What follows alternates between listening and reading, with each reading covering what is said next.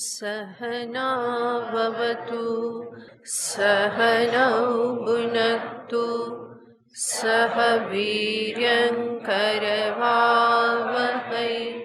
तेजस्विनावधीतमस्तु मा विद्विषावहै। ॐ शान्ति शान्ति शान्तिः। शङ्करं शङ्कराचार्यं केशवं बादरायणं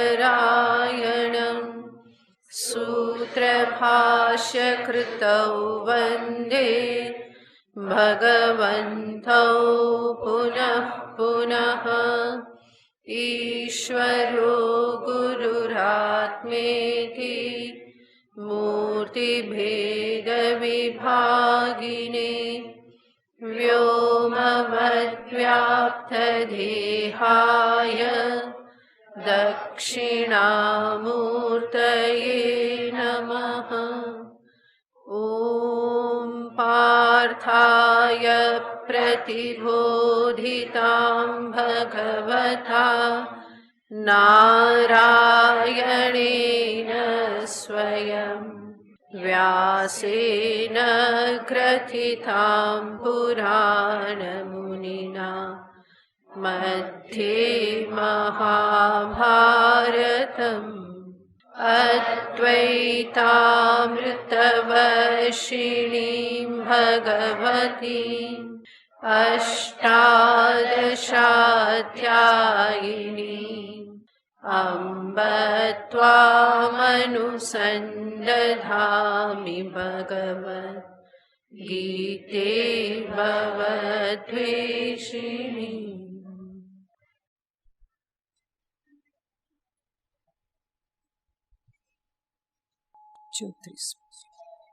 श्री भगवानुवाच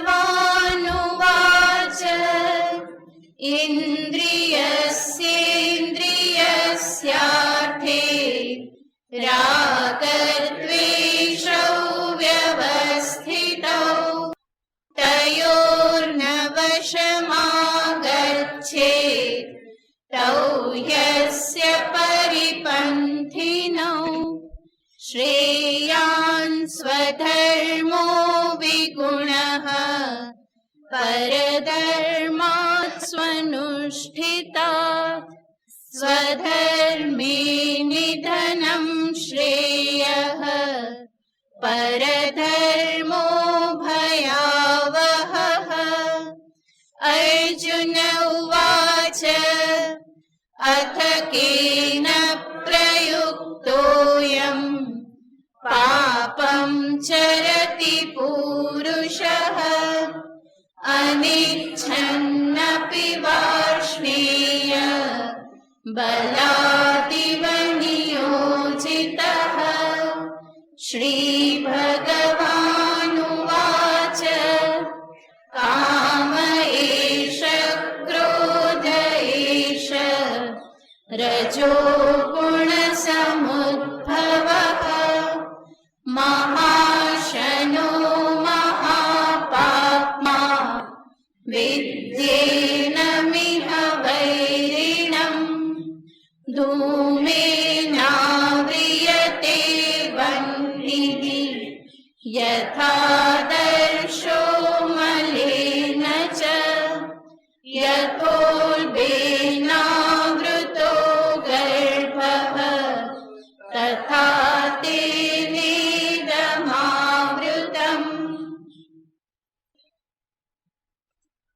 અર્જુનના પ્રશ્નના ઉત્તર રૂપે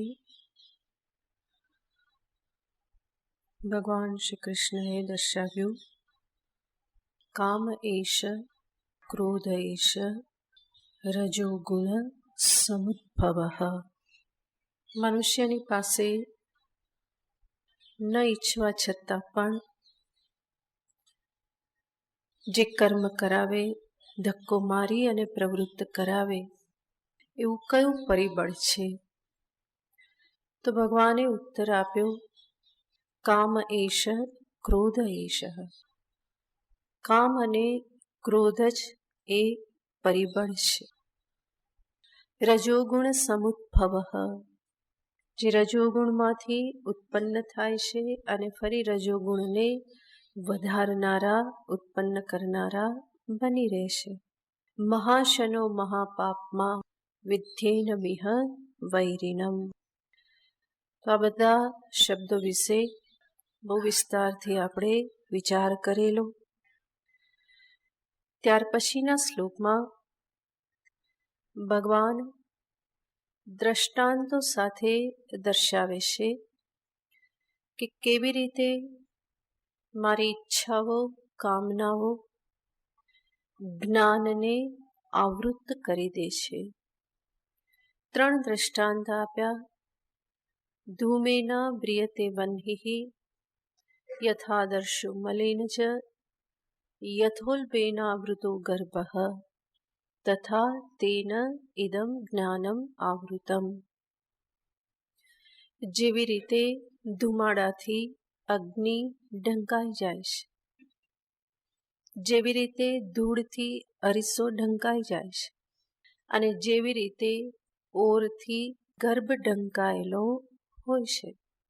તો આ 3 દ્રષ્ટાંત આપણે જોયું હતું. સાત્વિક, રાજસિક અને તામસિક એવી કામનાઓને દર્શાવવાને માટે છે, જેમાં સર્વપ્રથમ સાત્વિક કામના વિશે વિચાર કરેલો હતો.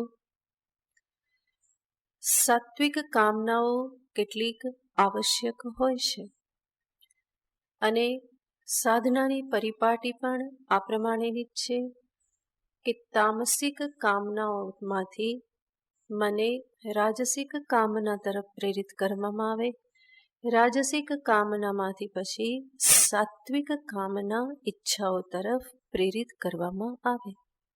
તો સાત્વિક ઈચ્છા, સાત્વિક કામના સાધનામાં અમુક અંશે ઉપયોગી હોય જ છે, પણ અહીંયા ભગવાન એવી કામનાઓને, ઈચ્છાઓને દર્શાવે છે કે જે સાત્વિક કામના પણ મનુષ્યને એના અંતિમ ધ્યેયથી વંચિત રાખી દે છે, અંતિમ સત્ય સ્વરૂપના જ્ઞાનથી વંચિત રાખી દે છે. તો એવી વાસનાઓને ભગવાન આ દ્રષ્ટાંતથી બતાવે છે. ધૂમેના વ્રિયતે વહ્નિઃ, જેવી રીતે ધુમાડાથી અગ્નિ ઢંકાઈ જાય છે, એવી રીતે સાત્વિક કામનાઓથી પણ મારું જ્ઞાન જે છે એ ઢંકાઈ જાય છે. તો ગઈ વખતે વિચાર કરેલો હતો કે અધ્યાત્મ ક્ષેત્રમાં પણ ઘણું બધું કરી લેવાની ઈચ્છા એને પોતાના જ શુદ્ધ આત્મ સ્વરૂપથી ક્યારેક વંચિત રાખી દે છે. તો એવી જે ઈચ્છાઓ જે છે, ઘણું બધું ભણી લેવું, ઘણું બધું કરી લેવું, ઘણા બધા અનુષ્ઠાનો કરી લેવું, ઘણા શાસ્ત્રોનો અભ્યાસ કરી અને પારંગત થઈ જવું, વિદ્વાન થઈ જવું, આવી બધી ઈચ્છાઓ કે કામનાઓ જે છે એ બધી સાત્વિક હોવા છતાં પણ અંતિમ ધ્યેયને માટે એ પ્રતિબંધક બની રહેશે. મેં ક્યારેક દ્રષ્ટાંત પણ દર્શાવેલું હતું, જે સત્ય હકીકત છે. કાશીમાં એક બહુ જ મોટા મહાન સંત થઈ ગયા, બહુ જ વિદ્વાન હતા, ખૂબ શાસ્ત્રમાં પારંગત હતા અને એમની પાસે અનેક શિષ્યો પણ તૈયાર થયેલા, જે પોતે પણ એવા જ શાસ્ત્રમાં પારંગત. એમાં કોઈક પંડિત આવ્યા કાશીમાં બહારથી, પોતાનો વિજય કરતા કરતા, બધાને હરાવતા હરાવતા એ કાશીમાં પહોંચ્યા. એમને ખબર હતી કે કાશીમાં આ વિદ્વાન સંત રહે છે અને એમને તો શાસ્ત્રાર્થમાં હરાવવા મારા માટે સંભવ નથી, પણ અંતે એ સંત છે આવું સમજી અને એ સંતની પાસે ગયા અને કહ્યું કે તમે તો બહુ વિદ્વાન છો, તમને પરાજય આપવો મારા હાથની વાત નથી, પણ તમે તો સંત છો, તમને જય વિજય સાથે કંઈ લેવા દેવા નથી. તમે મારા પર એવી કૃપા કરો કે મારાથી આપ હારી ગયા છો, મારો વિજય થયેલો છે એવું આપ જાહેર કરો, અથવા તો હું શાસ્ત્રાર્થ કરવા આવું ત્યારે આપ સ્વયં હારી જાઓ અને મને સર્ટિફિકેટ મળી જાય કે મેં તમને જીતી લીધેલા છે. પેલા સંત કહેશે કે બરાબર છે, એવું કરી આપીશ, કે કારણ કે સંતને તો કંઈ લેવા દેવા નથી હાર જીત સાથે. તો એમણે એ ઘોષણા કરી દીધી કે આ પંડિતથી મારો પરાજય થયો છે અને પંડિતનો વિજય થયેલો છે. આવું જ્યારે કહ્યું તો એ પંડિત કાશીમાં પોતાનું શોભાયાત્રા કાઢે છે, વિજય યાત્રા કાઢે છે કે મેં કાશીના સૌથી શ્રેષ્ઠ એવા સંતને પરાજય આપ્યો છે શાસ્ત્રાર્થમાં. અને આવી રીતે જે શોભાયાત્રા એમની નીકળતી હોય છે, વિજય યાત્રા, એવામાં જે આ મહાત્માના એક શિષ્ય કે જે સ્વયં પણ બહુ પારંગત હતા, એ બહાર હતા અને બહારથી આવ્યા તો એમણે જોયું કે કાશીમાં તો આ પંડિતની વિજય યાત્રા નીકળી રહી છે. આવું તો કે સંભવ જ નથી, મારા ગુરુદેવને કોઈ હરાવી શકે એ સંભવ જ નથી. તો એ માનતા નથી અને પરિણામે પંડિત જે વિજય યાત્રામાં વિરાજમાન હતા એમને લલકારે છે કે મારા ગુરુજીને તમે ક્યારેય હરાવી ના શકો. જો તમે એને હરાવ્યા હોય એવું તમે કહેતા હો તો હું એમનો શિષ્ય છું. પહેલાં તમે મને હરાવો તો હું ગુરુજીને હરાવ્યા એવું હું માનું, તો કે મારી સાથે શાસ્ત્રાર્થ કરો. તો ત્યારે ને ત્યારે પંડિતને અંબાડી પરથી કે જ્યાં બિરાજમાન હશે ત્યાંથી નીચે ઉતારી અને એની સાથે શાસ્ત્રાર્થ કર્યો. શાસ્ત્રાર્થ કર્યો અને પંડિત હારી ગયા. આ શિષ્યનો વિજય થઈ ગયો. અને આ સમાચાર એમના ગુરુજી પાસે પહોંચ્યા. ગુરુજીને કહ્યું કે તમારો શિષ્ય તો કેટલો વિદ્વાન, કે આપના જેવો જ વિદ્વાન છે, એણે પેલા પંડિતજીને હરાવી દીધા. કે મહાત્મા કંઈ બોલ્યા નહીં. એટલી વારમાં શિષ્ય આવે છે અને એ પણ ગુરુજીને પ્રણામ કરે છે અને જે થયું હતું એની વાત કરે છે. ત્યારે એમના ગુરુજી એક શિષ્યને કહે છે કે બેટા, વેદાંત જ્ઞાન એ કોઈ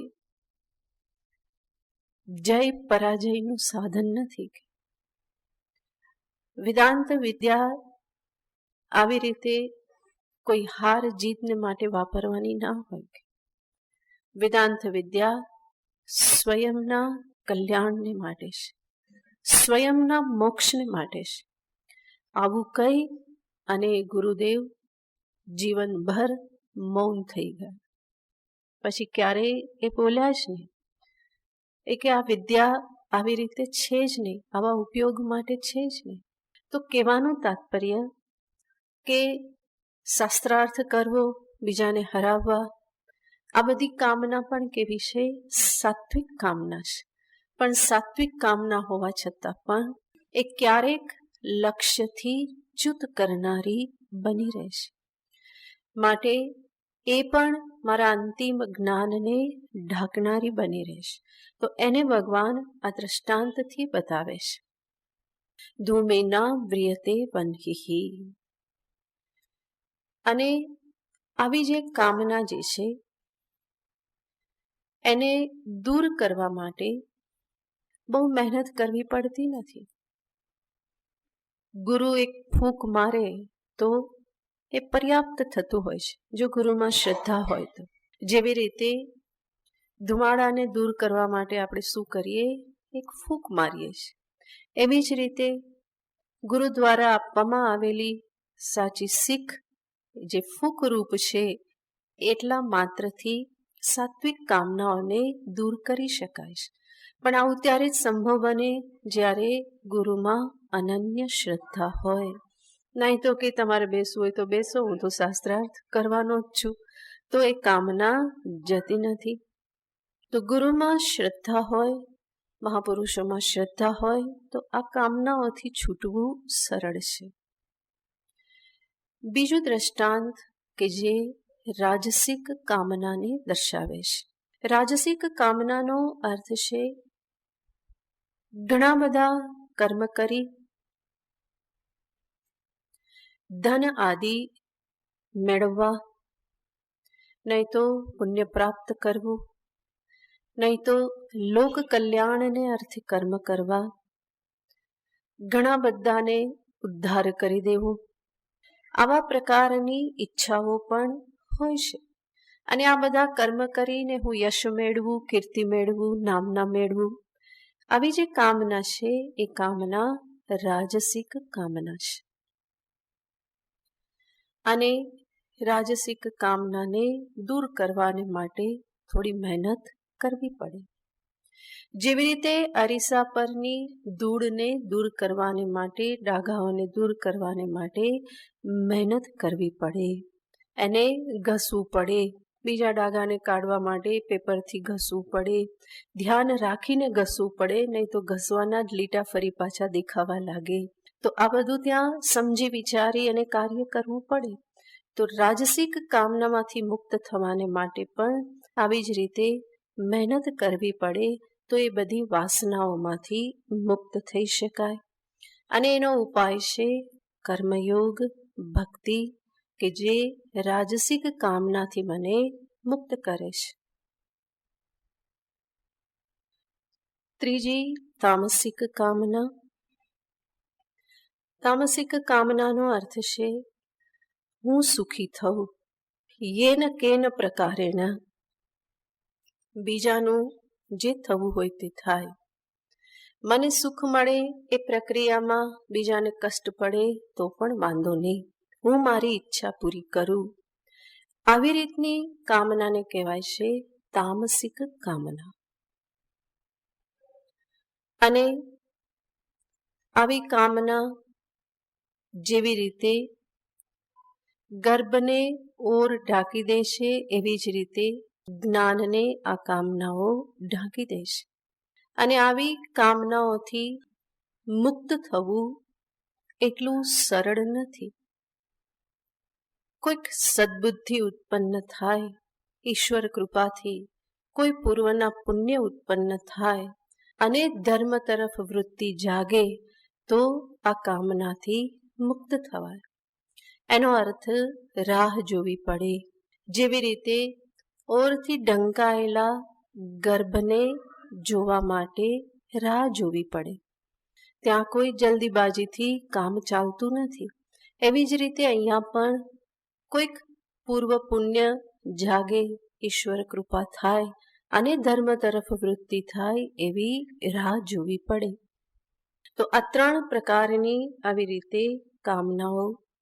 એમાં પ્રથમ દ્રષ્ટાંત જે છે ધૂમે ના વ્રિયતે વન્હિ, ત્યાં દર્શાવે છે કે અપ્રકાશ વસ્તુ પ્રકાશ રૂપને ઢાંકી દેશે.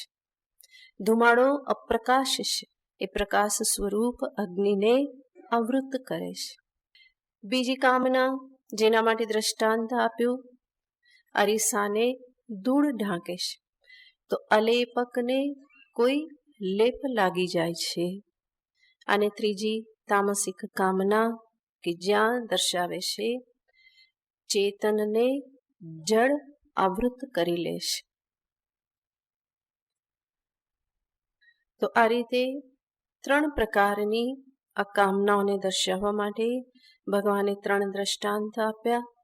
નહીં તો એક જ દ્રષ્ટાંત પર્યાપ્ત છે, પણ ભગવાને 3 જુદા જુદા દ્રષ્ટાંત આપ્યા. એનો અર્થ ભગવાન 3 જુદી જુદી કામનાઓને દર્શાવવા માંગે છે. અને આ 3 પ્રકારની કામનાથી ભગવાન કહે છે તેન ઇદમ આવૃતમ, ઇદમ જ્ઞાનમ, આનાથી જ્ઞાન જે છે એ આવૃત થઈ જાય છે.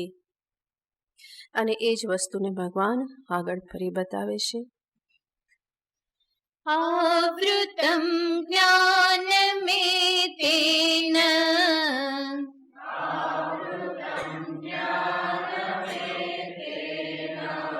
ज्ञानिनो नित्यवैरिणा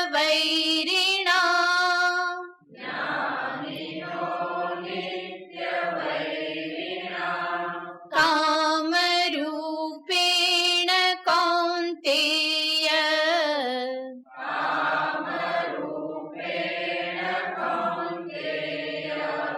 दुष्पूर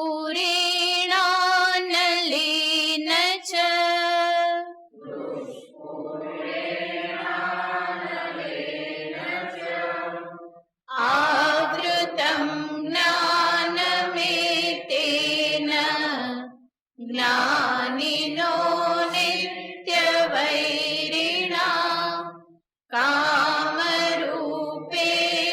કૌંતેય દુષ્પુરેણાનલેન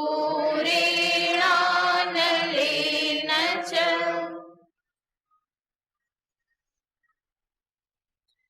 એતેન જ્ઞાનેન એતેન નિત્યવૈરિણા જ્ઞાનમ આવૃતમ એતેન કામેન દુષ્પુરેણ કામેન. આ કામથી યાને કામનાઓથી, ઈચ્છાઓથી જ્ઞાનમ આવૃતમ જ્ઞાન આવૃત થઈને રહેશે, ઢંકાઈ જાય છે. કામરૂપેણ દુષ્પુરેણ અનલેન. ભગવાન ફરી કહેશે કામરૂપેણ નિત્ય વૈરિણા. કામ કે જે સાધકને માટે, વિવેકીને માટે નિત્ય વૈરી છે, શત્રુ છે. એના માટે શબ્દ વાપરે છે દુષ્પુરેણ અનલેન ચ. કામરૂપેણ અનલેન, એને અનલ કહેવામાં આવેલ છે, કામરૂપી અગ્નિ. અનલયાને અગ્નિ. તો અનલ શબ્દનો અર્થ થાય છે ન અસ્ય અલમ પર્યાપ્તિ વિદ્યતે ઇતિ અનલઃ. જ્યાં અલમ યાને બસ એવું થતું નથી, ક્યારેય પણ તૃપ્તિ થતી નથી, તો એ છે કામરૂપી અનલ. જેવી રીતે અગ્નિમાં કંઈ પણ નાખો તો ત્યાં તૃપ્તિ થતી નથી, વધારે વધારે પ્રજ્વલિત થાય છે. એવી જ રીતે કામરૂપી અગ્નિ, એમાં પણ જેમ જેમ વિષયોની આહુતિ આપવામાં આવે એમ એમ એ અગ્નિ વધારે પ્રજ્વલિત થાય છે. એ ક્યારેય પણ અલંભાવને પ્રાપ્ત થતી નથી. તો એવી કામરૂપી અગ્નિને અન્યત્ર પણ કહેશે અંતો નાસ્તિ પિપાસાયાહ. પિપાસા અને ઈચ્છા, લાલસા. જો વિવેક ન કરે મનુષ્ય તો એનો ક્યારેય પણ અંત આવતો નથી. વિવેક સિવાય બીજો કોઈ ઉપાય નથી, નહીં તો એ નિરંતર ચાલુ રહેશે. અને આપણે જાણીએ જ છીએ જન્મો જન્મથી એ ઈચ્છાઓ ચાલુ ને ચાલુ જ રહેશે. દરેક જન્મમાં ઈચ્છાઓ ઉત્પન્ન થતી જ રહેશે. વિવેકી વિચારશીલ મહાપુરુષો, સંતો, શાસ્ત્ર કહેશે કોઈ પણ જીવને માટે કોઈ પણ ભોગ એવો નથી કે જેણે ભોગવ્યો ના હોય. કેટલી વખત જન્મ લીધેલા છે અને સર્વ પ્રકારના ભોગને એ અનેક વખત ભોગવી ચૂકેલો છે, અને છતાં પણ હજુ સુધી તૃપ્તિ થતી નથી. શબ્દ સ્પર્શ રૂપ રસ ગંધ, આ બધું તો એ અનેક લાખો યોનિઓથી, અબજો યોનિઓથી એનો ભોગ કરતો આવ્યો છે, પરંતુ હજુ પણ એની પાછળ જ વૃત્તિ બની રહે છે. તો એને જ ભગવાન અહીંયા દર્શાવે છે કે આ કામરૂપી અગ્નિ કે જે કેવી છે, સાથે સાથે કહેશે દુષ્પુરેણ. ઈચ્છાઓ પૂર્ણ કરવી એ પણ કેવું છે, કઠિન છે. દુઃખેન પૂર્ણમ યસ્ય ઇતિ દુષ્પુરઃ. જેની તૃપ્તિ કરવી, જેની પૂર્તિ કરવી એ આસાન નથી. તો જે પણ ઈચ્છા થાય એની પૂર્તિને અર્થે મહેનત તો કરવી પડે, પરિશ્રમ તો કરવો પડે. અને સાથે સાથે ભગવાન કહેશે આવી જે કામના કે જે જ્ઞાનીનઃ નિત્ય વૈરિણા. ભગવાન અહીંયા શબ્દ વાપરે છે જ્ઞાનીને માટે, જ્ઞાની અને વિવેકી. વિવેકી એવા જિજ્ઞાસુ સાધકને માટે જે કામના કેવી છે, નિત્યની વૈરી છે, નિત્ય વૈરિણા. ન તો મૂર્ખસ્ય. એક આચાર્ય ત્યાં સમજાવે છે જે મૂર્ખ છે, મૂઢ છે, એના માટે કામનાઓ કોઈ દુઃખદ હોતી નથી. એ તો ઈચ્છાઓ થાય અને એના ઈચ્છાના પ્રવાહમાં એ વહેતો જાય છે. પરંતુ અહીંયા વાત કોના માટે કરવામાં આવે છે? જિજ્ઞાસુને માટે, જે આ કામનાઓના વશમાંથી મુક્ત થઈ અને પરમાત્મા તરફ આગળ વધવા માંગે છે, એને આ ઉપદેશ આપવામાં આવે છે. અને એવા જિજ્ઞાસુને માટે હંમેશા આ કામના જે છે કેવી બની રહેશે? નિત્ય વૈરી બની રહેશે અને દુઃખ આપનારી બની રહેશે. જેવી રીતે જેમ જેમ જાણતા જઈએ એમ એમ એ વસ્તુ વધારે દુઃખદ બની રહેશે.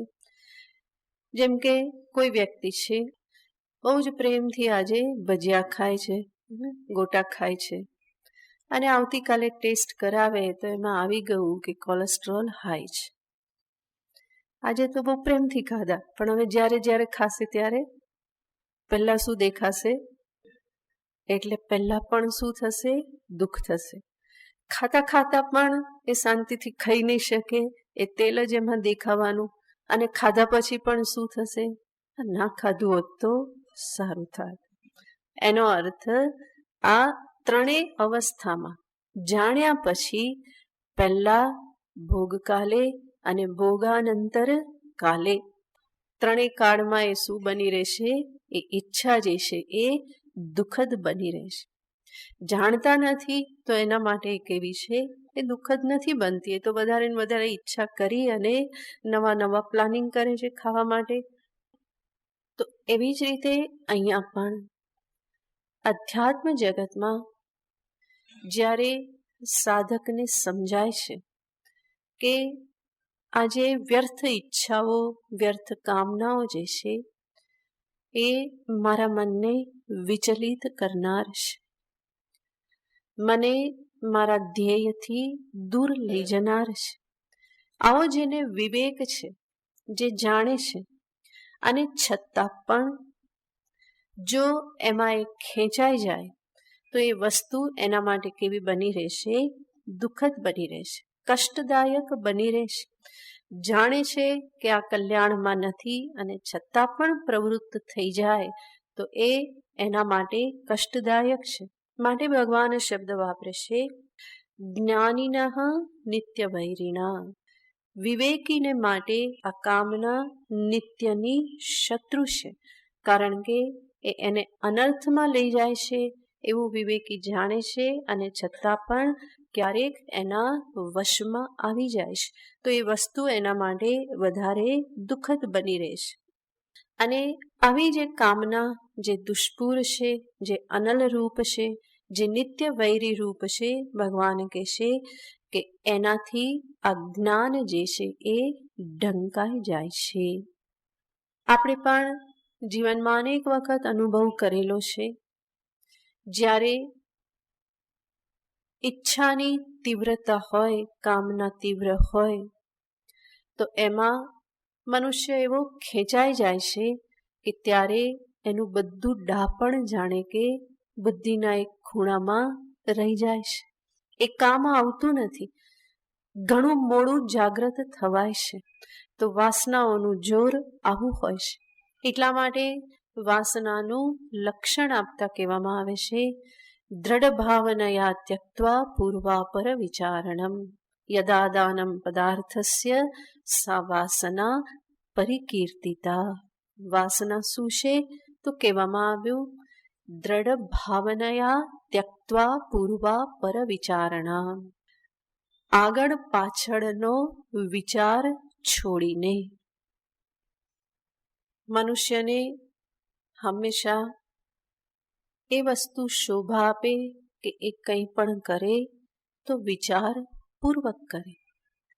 પણ વાસનાની તીવ્રતા એવી હોય છે કે આ વિચાર કરવા દેતી નથી. માટે કહેશે પૂર્વાપર વિચારણામ ત્યક્ત્વા. આગળ પાછળના વિચારને છોડીને. એ ડાપણ ત્યાં રહેતું નથી કે આ ગ્રહણ કરવું જોઈએ કે નહીં, ગ્રહણ કરવાથી એના પરિણામ શું આવશે, મારા મન પર એની શું અસર થશે, આવો બધો કોઈ વિચાર થતો નથી. અને ઈચ્છિત પદાર્થનું, કામિત પદાર્થનું એ ગ્રહણ કરી લેશે, એની પાછળ પડી જાય છે. તો એને જ વાસના કહેવામાં આવે છે. તો તીવ્ર કામના વાસના એનો અર્થ છે કે જે વિચાર કરવા દેતી નથી. તો આગળ પાછળનો કંઈ વિચાર કર્યા વગર પ્રવૃત્ત કરી દેશે, ધક્કો મારી દેશે, તો મારા જ્ઞાનને એ ઢાંકી દેશે. જે પણ જ્ઞાન પ્રાપ્ત કરેલું છે, વિવેક પ્રાપ્ત કરેલો છે, એ બધું જાણે કે એક બાજુ રહી જાય છે. તો એને જ ભગવાને અહીંયા કહ્યું, આવૃતમ જ્ઞાનમ એતેન. અને એના કારણે જ મનુષ્ય જાણે કે કોઈએ ધક્કો માર્યો હોય એમ પ્રેરિત થઈ જાય છે. ભગવાન અર્જુનના પ્રશ્નનો જ જવાબ આપી રહેલા છે. કામ એશ ક્રોધ એશ. આ કામ અને ક્રોધ જ છે કે જે મનુષ્યને વિચાર કરવા દેતા નથી, અને જાણવા છતાં પણ એમાં ધકેલાઈ જાય છે, પ્રવૃત્ત થઈ જાય છે. આવૃતમ જ્ઞાનમ એતેન. આટલું કહ્યા પછી ભગવાન શ્રી કૃષ્ણ આપણને હજુ વધારે સહાય કરે છે આ કામનાને સમજવા માટે. એના સ્થાનને સમજાવે છે કે જેથી કરીને આપણે વધારે સારી રીતે એની પકડમાંથી મુક્ત થઈ શકીએ. ભગવાન પહેલેથી કહેતા આવ્યા છે કે આ કામના ક્રોધ એ શું છે? શત્રુ છે. રાગ અને દ્વેષને ભગવાને પરિપંથી કહ્યા જ છે. આગળ પણ કહ્યું મહાશનો મહાપાપમાં. અહીંયા ફરી પાછા કહેશે નિત્ય વૈરીના. તો ભગવાન પાછળ પડી ગયા છે. આપણને યાદ રહે કે ના રહે, પણ ભગવાન તો બરાબર કહે છે કે આ વસ્તુ કેવી છે? તારી યાત્રામાં પ્રતિબંધક છે, મહાપાપ કરાવનાર છે, મહા ખાનાર છે, ક્યારેય તૃપ્તિ નહીં થાય. હજુ પણ ભગવાન કહેશે નિત્ય વૈરીના, એ તો વેરી સમાન જ છે, દુષ્પુર છે, એ અગ્નિરૂપ છે, ક્યારેય તૃપ્તિ નહીં થાય. આ બધા શબ્દો આપણને સજાગ કરવા માટે છે, અને હજુ પણ ભગવાન આગળ સજાગ કરવા માગે છે. ભગવાન વારંવાર કહેશે કે આ તારા શત્રુ છે. શત્રુને હરાવવા હોય તો શત્રુનું બળ જાણવું પડે, એનું સ્વરૂપ જાણવું પડે, જે ભગવાને બતાવ્યું કે કેટલું બળ છે. અને શત્રુની છાવણીને જાણવી પડે. બરાબર જો ખ્યાલ આવે કે ક્યાં છુપાયેલ છે, એની છાવણી ક્યાં છે, તો એના ઉપર જ છાપો મારવામાં આવે. તો જે શત્રુનું સ્થાન, છાવણીને પણ સમજવા જરૂરી છે. ભગવાન આગલા શ્લોકમાં બતાવે છે કે આ કામના એનું સ્થાન શું છે. આગળનો શ્લોક. ઇન્દ્રિયાણિ મનો બુદ્ધિઃ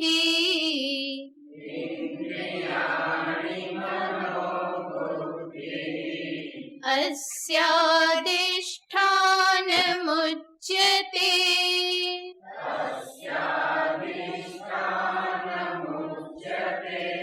एतैर्विमोहयत्येष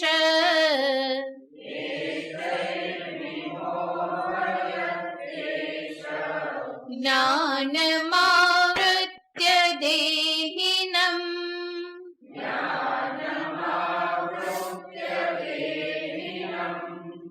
इन्द्रियाणि मनो बुद्धिः अस्याधिष्ठानमुच्यते एतैर्विमोहयत्येष જ્ઞાનમાવૃત્ય દેહિનમ.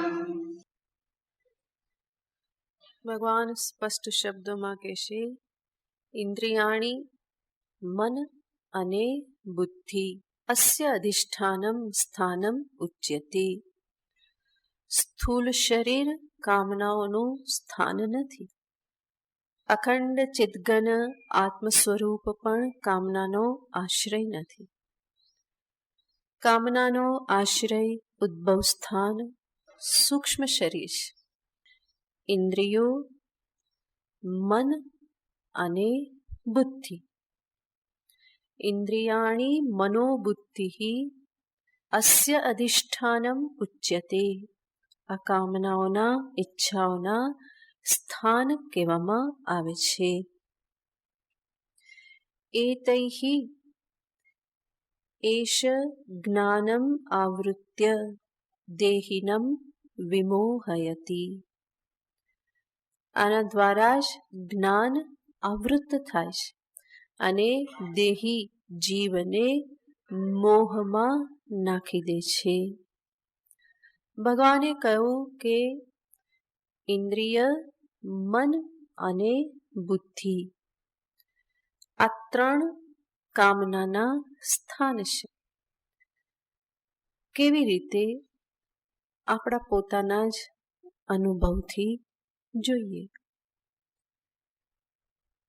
કારણ કે ભગવાનનું આ વચન છે, એમને ગોખી દેવાથી તો કામ નહીં ચાલે. ઇન્દ્રિય, મન, બુદ્ધિ કામનાના સ્થાન છે. આવું બોલતા રહેવાથી, ગોખી દેવાથી કામ નહીં ચાલે. એ તો પોપટ વૃત્તિ. શિકારી આવશે, ઝાડ નાખશે અને પરિણામે શું થાય?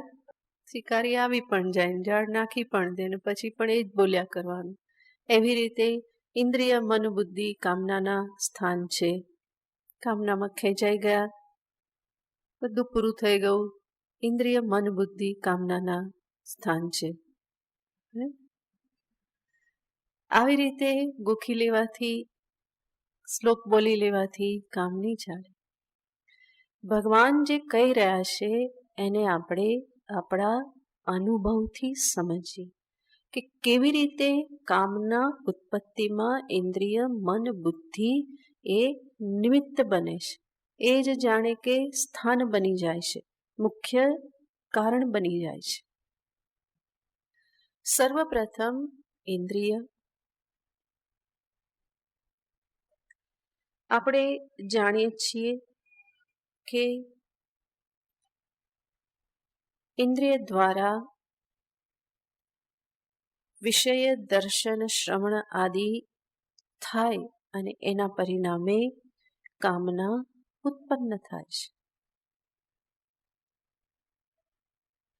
બધી જાહેરાતો શું કામ કરે છે? આજ ઇન્દ્રિય દ્વારા જ આપણે જોઈએ છીએ, સાંભળીએ છીએ અને એના થકી શું થાય છે? કામના ઉત્પન્ન થાય છે. શાંતિથી બેઠા હોઈએ અને કંઈક દર્શન, શ્રવણ થઈ ગયું તો તરત ઈચ્છા ઉત્પન્ન થઈ જાય છે. તો ઇન્દ્રિય દ્વારા આવી રીતે કામનાઓ, ઈચ્છાઓ ઉત્પન્ન થાય છે. ઘણી બધી ઈચ્છાઓ આ રીતે જ ઉત્પન્ન થતી હોય છે. જેમ કહ્યું એમ જાહેરાતો કેટલી ઈચ્છાઓ ઉત્પન્ન કરી દેશે, તમે તમારા જીવનમાં જોજો. એવી જાહેરાત કરવામાં આવે, એવી રીતે બતાવવામાં આવે કે એના સંદર્ભમાં લલચાઈ જવાય છે. તો ઇન્દ્રિય થકી આ કામના ઉત્પન્ન થઈ. એને કહેવાય કે કામનાનો આશ્રય, અધિષ્ઠાન કોણ છે? ઇન્દ્રિય છે. બીજું, ક્યારેક તમે શાંતિથી બેઠા હો, તમને વિચાર આવ્યો કે હું શાંતિથી બેસું. શાંતિથી બેઠા છો અને અચાનક મનમાં કંઈક યાદ આવી ગયું, ફણગો ફૂટી ગયો, બસ ખતમ. તરત જ જે મનમાં ઈચ્છા થઈ અને પૂર્તિ કરવાને માટે બધી શાંતિ છોડીને પ્રવૃત્ત થઈ જાઓ છો. ઇન્દ્રિય નિમિત્ત નથી બની, કંઈ વિશેષ જોયું, સાંભળ્યું નથી. તમે બેઠા જ છો અને મનમાં જ કંઈક યાદ આવી ગયું, જેના પરિણામે શું થાય છે? કામના ઉત્પન્ન થઈ જાય છે અને તમે પ્રવૃત્ત થઈ જાઓ છો. ત્યારે કામનાનું અધિષ્ઠાન શું કહેવાય? મન. ક્યારેક તમે કોઈક વિચારમાં પ્રવૃત્ત થાવ છો. બુદ્ધિથી કંઈક વિચાર કરી રહ્યા છો, વિચારમાં પ્રવૃત્ત છો, અને વિચાર જે ચાલી રહેલા છે એ વિચાર એક પછી એક સંબંધિત થઈ અને ક્યારેક એવી સ્થિતિ પર પહોંચી જાય છે કે ત્યાં ફરી ઈચ્છામાં, કામનામાં અટવાઈ જાઓ છો. તો ત્યારે એ કામનાઓનું આશ્રય સ્થાન શું છે? બુદ્ધિ છે. તો આ રીતે ઇન્દ્રિય અથવા મન અથવા બુદ્ધિ, આ ત્રણમાં જ કામના ઉત્પન્ન થવા માટે કોઈને કોઈ નિમિત્તતા હોય છે. એને ભગવાન અહીંયા કહેશે, ઇન્દ્રિયાણી મનોબુદ્ધિ અસ્ય કામસ્ય અધિષ્ઠાનમ, યાને ઉત્પત્તિ સ્થાનમ, ઉદ્ભવ સ્થાનમ, નિમિત્તમ ઉચ્યતે. આ એના અધિષ્ઠાન કહેવાય છે.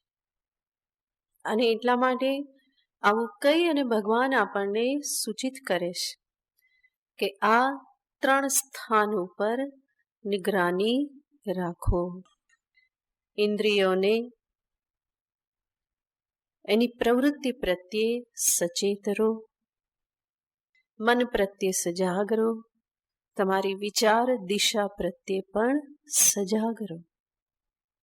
તો ઇન્દ્રિયાણી મનોબુદ્ધિ અસ્યાધિષ્ઠાનમ ઉચ્યતે એતૈહિ વિમોહયતિ. આ ઇન્દ્રિય મન બુદ્ધિ વડે જ કામ જે છે એ દેહિનમ જ્ઞાનમ આવૃત્ય, દેહી જ્ઞાનમ આવૃત્ય, જ્ઞાનને આવૃત્ત કરી અને દેહિનમ વિમોહયતિ, જીવને મોહિત કરે છે.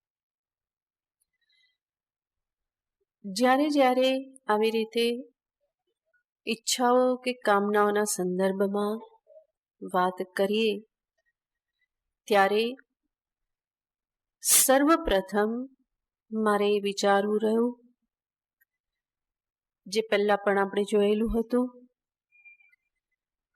કે મારા પરિવારના જીવન નિર્વાહને અર્થે, મારા કર્તવ્યની પૂર્તિ અર્થે કેટલી ઈચ્છાઓ આવશ્યક છે એનો હું સર્વપ્રથમ વિચાર કરું. જેટલી આવશ્યક છે એનો સ્વીકાર કરો. ખાલી પહેલેથી નિષ્કામતાની વાતો કરવા જશો તો ક્યાંય નહીં પહોંચાય. દંભી બની રહેશો. એના કરતાં જે આવશ્યક છે, ઉપયોગી છે, એનો વિચાર કરી સ્વીકાર કરો. જે વ્યર્થ છે એનો ત્યાગ કરો. સ્ક્રુટિનાઇઝ કરો. આ જરૂરી છે, આ જરૂરી નથી. ખાવું, પીવું, રહેવું, વસ્ત્ર, આ બધું આવશ્યક છે. તો એના માટે તો જે જરૂરી છે એ કરવાનું જ છે. અને એ ઈચ્છા પણ થવાની જ છે. ભોજનની ઈચ્છા થવાની જ છે, ભૂખ લાગે તો. પણ વિચાર કરવો પડે કે એની તૃપ્તિ કેવી રીતે કરું. અનેક માર્ગો છે, તો એની તૃપ્તિને પણ મારે વિચાર કરવો પડે. જે યોગ્ય હોય એ માર્ગે તૃપ્તિ કરું, જે વ્યર્થ હોય એનો હું ત્યાગ કરું. તો સર્વપ્રથમ આ વિવેક કરવો પડે. ખાલી નિષ્કામતાની વાતો કરવાથી કામ નહીં ચાલે. જીવનમાં દંભ આવી જશે, મિથ્યાચાર આવી જશે. માટે પહેલા વાસ્તવિકતાનો સ્વીકાર કરો. આપણા શાસ્ત્રમાં સંતો મહાપુરુષો દ્વારા ક્યારેય પણ સ્વચ્છંદ કામનાઓને સ્વીકારવામાં આવતી નથી. બેફામ રીતે કામના પૂર્તિને ક્યારેય સમર્થન આપવામાં નથી આવતું. પણ સંયમ પૂર્વકની કામના પૂર્તિને સ્વીકારવામાં આવે છે. ધર્મ માર્ગે, શાસ્ત્રીય માર્ગે ઈચ્છા પૂર્તિને સ્વીકારવામાં આવે છે.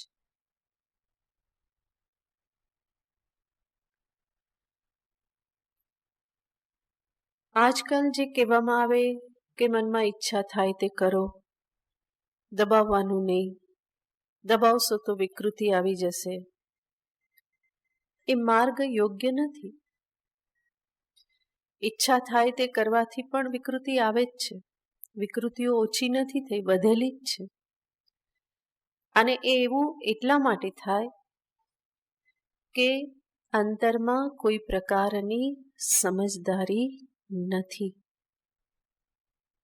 પોતાની ઈચ્છા અને જે કરી રહેલો છે એમાં અતિ વૈપરીત્ય હોવાના કારણે વિકૃતિ આવે. પણ અહીંયા જે ઉપદેશ આપવામાં આવે છે એ કોઈ સામાન્ય ભૌતિક ધ્યેયને સામે રાખીને ચાલનારા એવા મનુષ્યને માટે નથી. આ ઉપદેશ કોના માટે છે? જિજ્ઞાસુ માટે છે, સાધકને માટે છે, કે જેના જીવનનું ધ્યેય ઘણું ઉચ્ચ કોટીનું છે અને એ ધ્યેયની સિદ્ધિમાં આ બધું બાધક છે.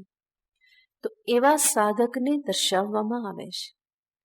અને એને પણ શાસ્ત્ર કહેશે કે શનૈહી શનૈહી ઉપરમે, ધીમે ધીમે આમાંથી બહાર આવો. કોઈ જલ્દીબાજી કે સપ્રેશન નહીં, પરંતુ વિવેક સાથે, વિચાર સાથે, સમજદારી સાથે કામ લો. હંમેશા પોતાના ઇન્દ્રિય, મન અને બુદ્ધિને વિવેકથી સમજાવવાના હોય. ધીરે ધીરે એની એક દિશા બદલવાની હોય, એના પ્રવાહને બદલવાનું હોય. અને એ જ વસ્તુ ગીતાજીમાં, ઉપનિષદમાં શીખવવામાં આવે છે. સત્સંગમાં આ જ વસ્તુ શીખવવામાં આવે છે. કેવી રીતે પોતાની ઇન્દ્રિય, મન, બુદ્ધિને હેન્ડલ કરવા, કેવી રીતે એનો ઉપયોગ કરવો. એમાં જે અખૂટ શક્તિઓ બધી પડેલી છે એનો યથાયોગ્ય ઉપયોગ હું કેવી રીતે કરી શકું. શક્તિ મને આગળ પણ વધારે અને શક્તિ મારું પતન પણ કરે. શાસ્ત્ર શીખવાડે છે કે શક્તિને કેવી રીતે યોગ્ય દિશામાં વાળવી. એના માટેના ઉપાયો બતાવે છે, સમજદારીઓ બતાવે છે. એનો આશ્રય લઈ અને મનુષ્ય જીવનમાં આગળ વધવાનું હોય. તો ભગવાન બહુ જ ઝીણી ઝીણી બાબતો પણ અહીંયા બતાવી રહેલા છે. અર્જુને પૂછ્યું નથી કે ભગવાન આ કામનાઓનું સ્થાન શું છે, અર્જુને નથી પૂછ્યું. પણ ઘણું બધું અર્જુન ન પૂછે એવું પણ કરુણામૂર્તિ પ્રભુ બતાવી દેશે. કારણ કે જાણે છે કે પૂછનાર આવો પ્રશ્ન ક્યારેય નહીં પૂછે અને એટલા માટે હું બતાવી દઉં એ વધારે સારું. જ્યાં એમને સંભાવના લાગતી હોય કે અર્જુન આ પ્રમાણે પ્રશ્ન પૂછશે તો એને ભગવાન બતાવતા નથી. પણ જ્યાં પ્રભુને એવી સંભાવના ન દેખાતી હોય કે આવો તો કોઈ પ્રશ્ન એ નહીં પૂછે અને જીવોને માટે મારે જે કહેવાનું છે બાકી રહી જશે, તો પૂછ્યા વગર પણ ભગવાન બતાવી દેશે. જેમ અર્જુને પૂછ્યું નથી કે આ બધી કામનાઓ ક્યાં રહેશે, અધિષ્ઠાન શું છે, અર્જુને પૂછ્યું નથી. પણ ભગવાન એ બતાવી દેશે. કારણ કે સર્વ સાધકોને માટે આ વસ્તુ બહુ જ ઉપયોગી છે. જે વિવેકી છે, વિચારશીલ છે, જે આગળ વધવા માગે છે, એણે તો આ બધું જાણવું જ રહ્યું, આ સમજવું જ રહ્યું. આખી અધ્યાત્મ યાત્રા એ સમજદારીથી થતી યાત્રા છે. અહીંયા ઉન્નતિ કો, એક પછી એક સોપાન ચડવાનું કો, આ બધામાં એક જ વસ્તુ સમાયેલી છે અને એ છે સાચી સમજદારી. અધ્યાત્મ યાત્રામાં પ્રગતિ યાને મારી સમજમાં દિન પ્રતિદિન થતો સુધારો. મારી વિષયો પ્રત્યેની સમજ, જગત પ્રત્યેની સમજ, ઈશ્વર પ્રત્યેની સમજ, મારી જ ઇન્દ્રિયોના સંદર્ભની સમજદારી, મારા મન બુદ્ધિના સંદર્ભની સમજદારી, આ જે બધી સમજદારીમાં સુધારો થતો જવો, એને જ કહેવામાં આવે છે આધ્યાત્મિક પ્રગતિ. કે જે સુધારાનું ફળ શું હોય છે? ધીમે ધીમે શાંત થવું, સમાહિત થવું. સર્વ સાધનાનું ફળ આમાં જ છે, પરિણતિ આમાં જ છે.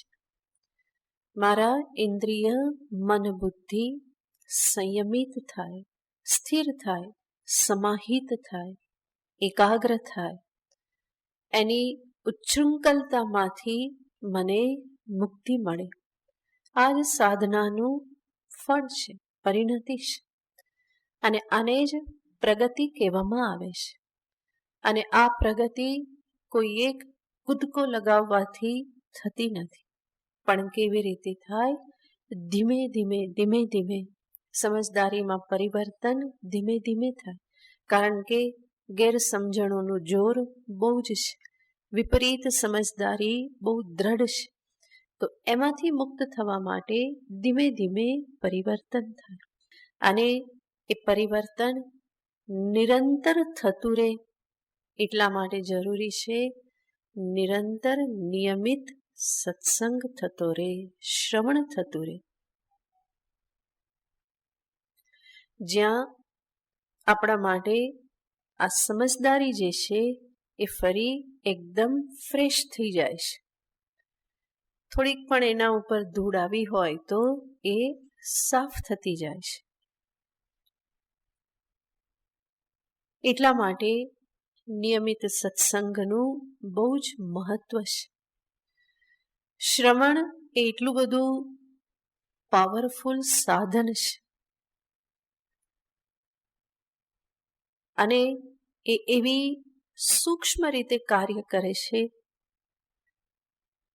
કે જે કાર્યને હું ઘણી વખત સમજી પણ નથી શકતી. જે શ્રવણથી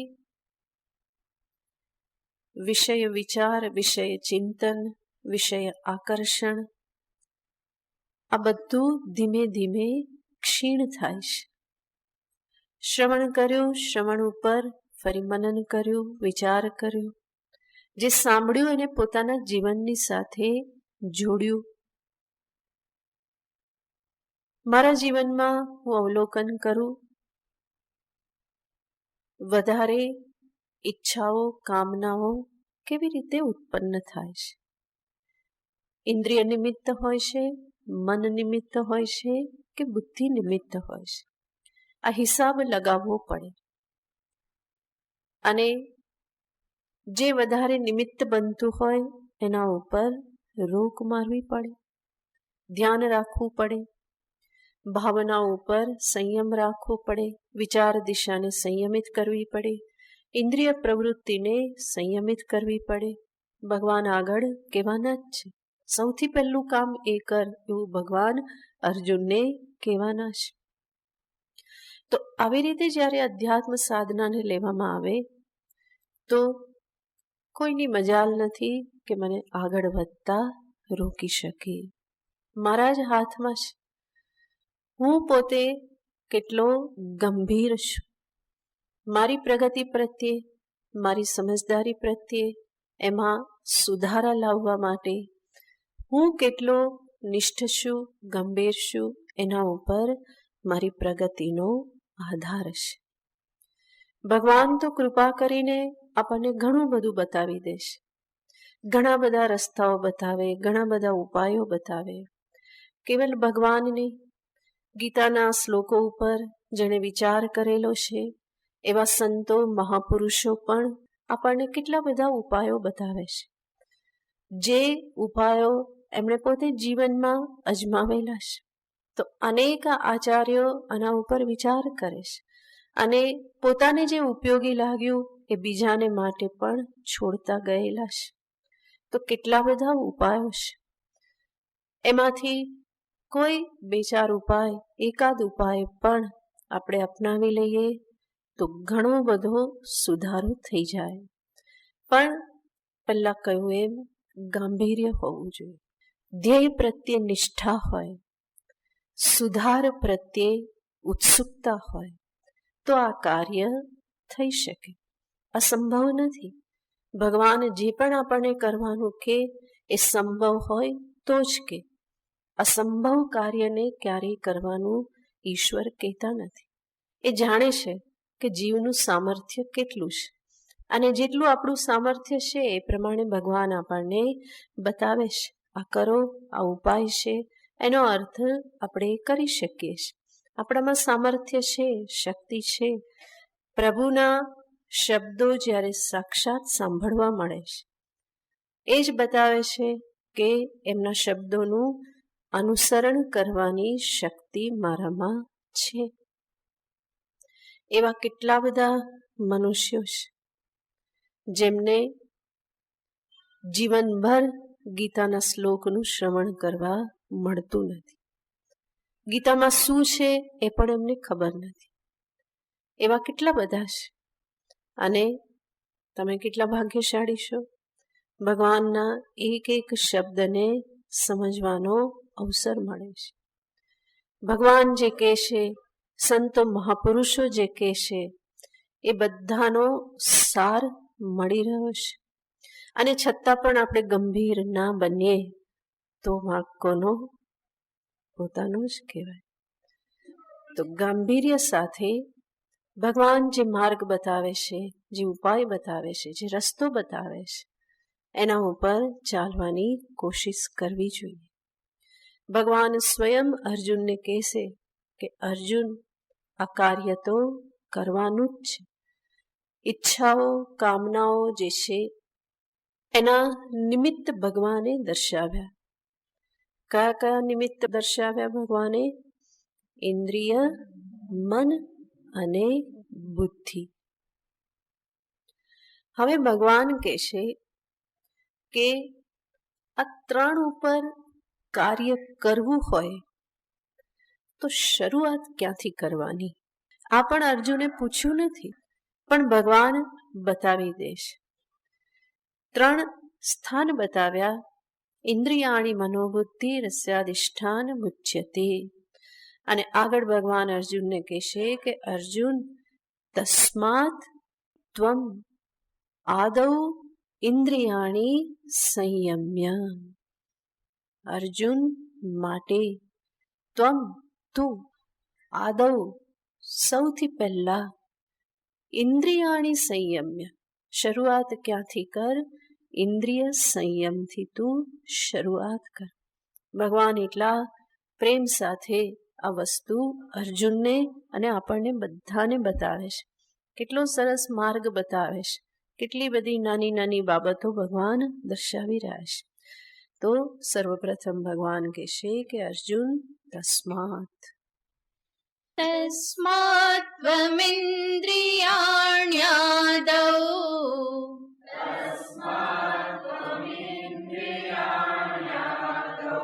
નિયમ્ય ભરતર્ષભ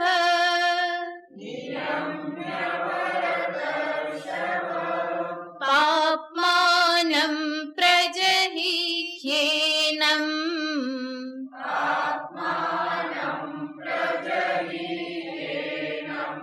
જ્ઞાન વિજ્ઞાનનાશનમ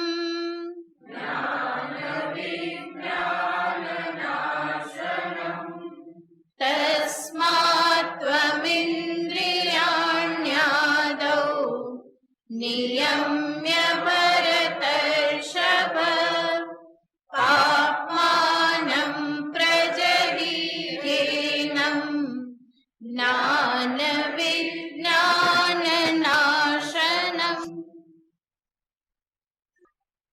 ફરી ભગવાન કહેશે આ કામ કેવો છે?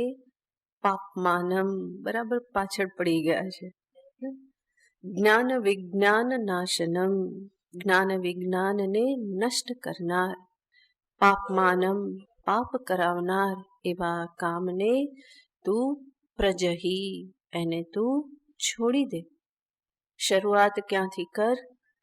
તસ્માત્વમ ઇન્દ્રિયાણી આદૌ નિયમ્ય. ભરતર્ષભ, હે ભરતર્ષભ, ભગવાન સંબોધન કરે છે અર્જુનને. ભરતર્ષભ, એમાં પણ બે શબ્દ છે, ભરત ઋષભ. અને ભરત મુનિ, જળ ભરત અને ઋષભદેવ, આ બંને કેવા હતા? ઇન્દ્રિય સંયમની પરાકાષ્ઠાના શિખર પર બિરાજમાન હતા. તો ભગવાન જાણે કે ભરતર્ષભ એવું સંબોધન કરી અને આ બંને સંયમિત મહાપુરુષોનું સ્મરણ કરાવે છે. આમ તો ભરતર્ષભ યાને ભરત કુળમાં જે ઋષભ સમાન શ્રેષ્ઠ છે એવા હે અર્જુન, તસ્માત માટે, આદૌ ઇન્દ્રિયાણી સંયમ્ય, ત્વમ યાને અર્જુન. પણ અર્જુનથી આપણે કોને સમજવાનું? સર્વ જિજ્ઞાસુ સાધક ભક્ત બધાને ભગવાન કહેશે કે તું, યાને જે આ માર્ગ પર ચાલી રહેલો છે એને બધાને ભગવાન શું કહેશે? તું. આપણે એવું જ સમજવું કે ભગવાન તું કોને કહેશે? મને કહેશે. તસ્માત ત્વમ, માટે તું. આદૌ ઇન્દ્રિયાણી સંયમ્ય, પહેલા યાને મન નિયમન પહેલા, બુદ્ધિ નિયમન પહેલા કોને તું કર? ઇન્દ્રિય નિયમન કર. અથવા તો શ્રવણ મનન નિધિધ્યાસન પૂર્વે, પહેલું કામ શું કરવાનું છે? ઇન્દ્રિય સંયમનું કાર્ય કરવાનું છે. ઇન્દ્રિય પ્રવૃત્તિના નિયમનથી જ ધર્મ સાધનાનો પ્રારંભ થાય છે. ધર્મ માર્ગે ચાલવું હોય તો ઇન્દ્રિયોની સ્વચ્છંદ પ્રવૃત્તિને રોકવી જ પડે.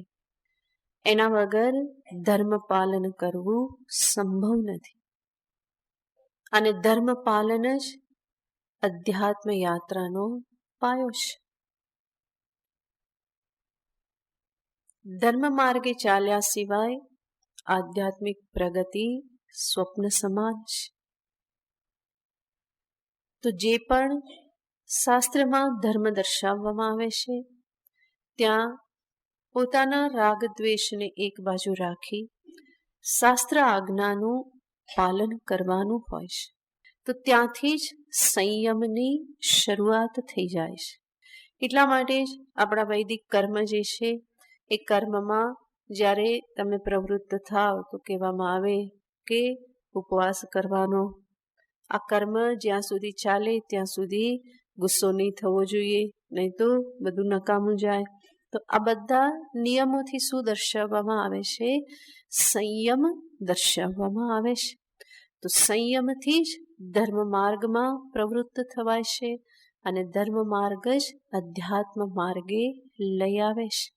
તો સર્વપ્રથમ ભગવાન કહેશે ઇન્દ્રિય સંયમથી પ્રારંભ કરો. એટલું જ નહીં, કદાચ એ બધા કર્મને સામે ન રાખીએ તો પણ જે સત્યનો જિજ્ઞાસુ, અધ્યાત્મનો જિજ્ઞાસુ જે છે એણે પણ સાધનામાં સર્વપ્રથમ ધ્યાન આપવાનું રહેશે ઇન્દ્રિયોની પ્રવૃત્તિ ઉપર જ. અને જે ભગવાને જ અહીંયા કહ્યું કે સર્વપ્રથમ એ કાર્ય કરો. હવે પ્રશ્ન એ કેવી રીતે કરવું? સંતો મહાત્માઓ બધા દર્શાવે છે, એ બધા જે બતાવે છે હું તમને બતાવી દઈશ. બરાબર? ઓમ પૂર્ણમદઃ પૂર્ણમિદં પૂર્ણાત પૂર્ણમુદચ્યતે पूर्णस्य पूर्णमादाय पूर्णमेवावशिष्यते। ॐ शान्ति शान्ति शान्तिः। हरिः ॐ। श्रीगुरुभ्यो नमः। हरिः ॐ।